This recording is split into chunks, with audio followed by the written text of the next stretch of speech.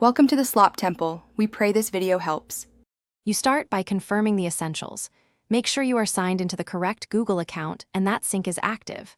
Next, inspect the payment method. Card number, CVV, expiration date, and billing address must match exactly. Once those match, switch to a reliable network and temporarily disable VPNs or proxies.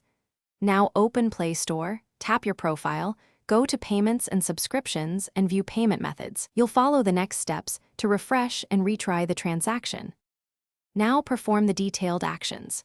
Go to Settings, right arrow, Apps, right arrow, Play Store, and clear cache first, then clear data. Repeat for Google Play services. After clearing, restart the device to ensure services restart cleanly.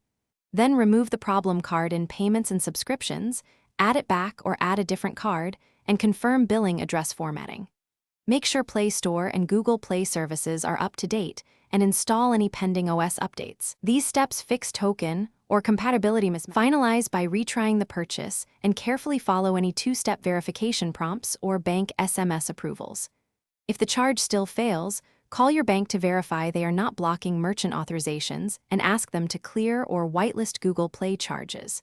If problems persist, remove your Google account from the device and re-add it, then try again. As a last resort, backup data and perform a factory reset. If that's not possible, contact Google Play support for a transaction trace. Thanks for watching. Consider subscribing if we helped you.